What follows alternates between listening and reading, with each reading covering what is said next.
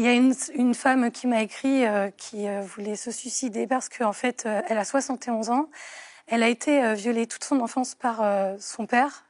Et là, on lui tombe dessus pour payer l'EHPAD de celui-ci qui a 95 ans. Et donc pour elle, c'était impossible de... J'imagine qu'elle avait plus trop de contact avec lui. Plus du tout. À 16 ans, elle était partie déjà. Et qu'est-ce qu'elle risque si elle ne le fait pas? 2 ans de prison, 15 000 € d'amende et en plus un jugement de la société. Ça sera elle le bourreau, encore une fois, alors que c'est une victime. Alors c'est la double peine pour le coup. Double peine. Et comment encore prouver, des années plus tard, l'inceste? Sur votre site internet, en tout cas le site internet de votre collectif, vous parlez beaucoup de cette fameuse double peine, de ce jugement de la société. C'est ce qui revient le plus dans les témoignages que vous avez? Ce qui revient, c'est vraiment le mot double peine. Ça, c'est vraiment... Il y a des personnes qui, toute leur vie, en fait, ont peur que ça leur tombe dessus, donc, en fait, se privent de vivre. Et il y a les personnes qui du coup, ne connaissent pas la loi, sur qui ça va tomber. Et ce jour-là, en fait, c'est comme si ça...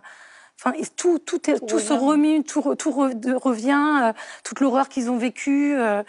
Voilà, c'est pour ça qu'on veut vraiment déjà parler de cette loi et leur permettre de se libérer. Est-ce que vous pensez que cette obligation, elle peut ralentir le processus de guérison de ces personnes dont vous parlez?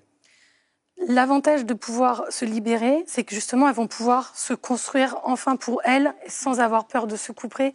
Elles vont pouvoir officiellement se détacher de ces personnes-là.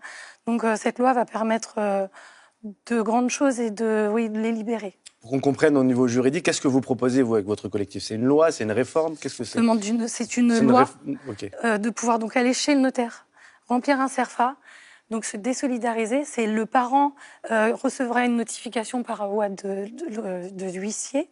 Et à partir de là, c'est le parent qui devra prouver sa bienveillance auprès des tribunaux, si du coup vous êtes soutenu par un sénateur, Renaissance, Xavier Iacovelli. Qu'est-ce qu'il dit de votre action? Est-ce qu'il pense que ça peut aboutir? C'est lui qui nous a contactés et c'est quelqu'un qui justement se bat pour toutes ces causes-là. Il est très optimiste. Lui, en plus, envisage d'enlever la barrière des 30 ans que nous, on avait mis. Donc, justement, je rejoins son assistante parlementaire après. On continue de travailler dessus. La loi sera déposée la semaine prochaine. J'ai regardé un peu les réactions qui sont faites suite à votre envie, à votre travail avec votre collectif. Et la plupart des réactions craignent en tout cas des abus.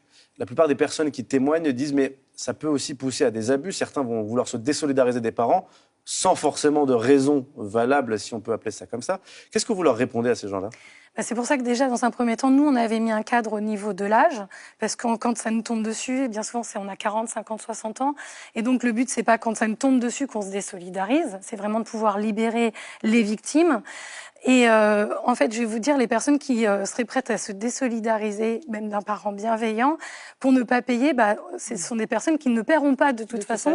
Elles feront tout pour se rendre insolvables ou feront les démarches en ce sens. Donc, ça sera les Français, au final, qui vont payer, le conseil départemental. Et... En fait, quand ça se passe bien, personne n'a envie de se désolidariser. Non, et puis en fait, c'est une moralité. On a envie d'aider nos parents autant que possible. Donc là, c'est vraiment pour aider les victimes de se libérer de ces bourreaux.